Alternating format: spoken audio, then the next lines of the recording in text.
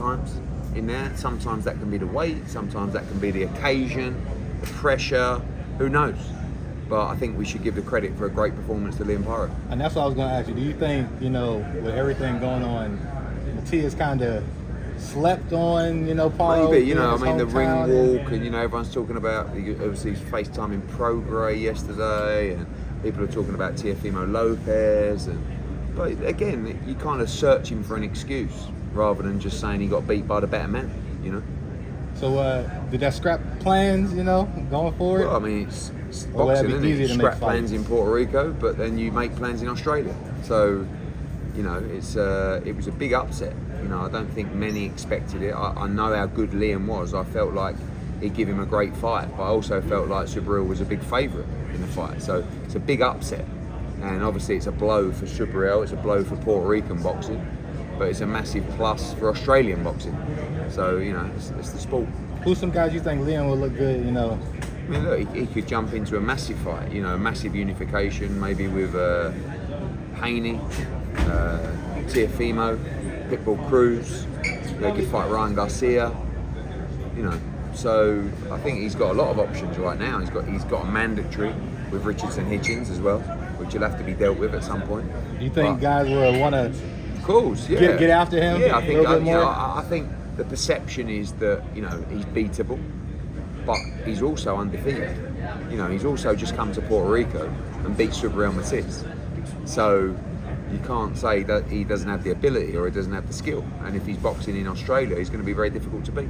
Now, you said you weren't too keen on putting Haney versus Matias next, but what about, let's say the IBF doesn't call for the mandatory right away. Yeah. What about Haney versus Paro in Australia? It's a great fight, great fight. Devin's obviously boxed in Australia twice already, so he's a name out there.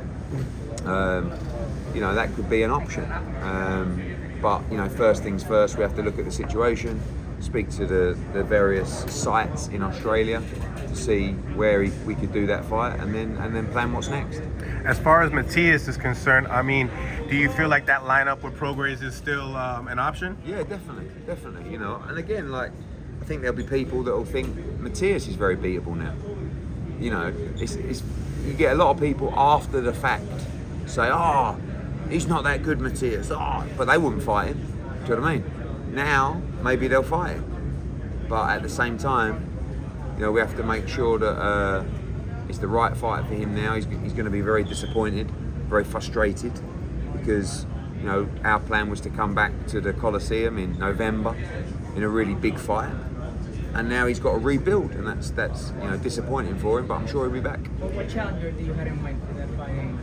In November? Yeah. Regis Prograis, Richardson Hitchens, Teofimo Lopez, Isaac Cruz. I mean, you saw the crowd tonight.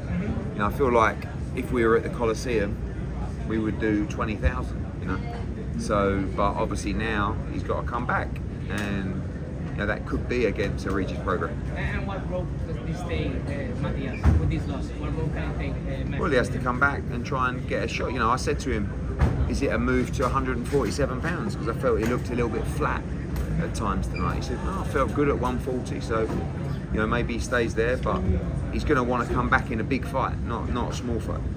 How does Jack Catterall fit in this mix? Yeah, I mean, he's already messaged me. Everyone wants to fight Paro now, but a lot of these guys had a chance to fight Subriel, and they didn't want to fight him. So Liam rolled the dice. He took the chance, and he reaps the dividends. Do you think it'll be easy for you to make fights for him now? Who? Matias. Easier. He's still a brilliant fighter. He's still a very dangerous fighter. The style probably wasn't great for him. The southpaw, the movement. And Liam did everything very, very well. He created angles, he fought at times, he threw a huge amount of punches. I mean, after 2 or 3 rounds, I was thinking, he can't keep doing this for 12 rounds. And he got tired, but then Subriel got tired in around the 10th round. And I think Liam saw that and it lifted him, to carry on. Not to jump off subject, but to switch subject, what do you think about Stephanie Bonaro's performance She boxed tonight? really well. I mean, that Tapia is a strong girl. She punches very hard.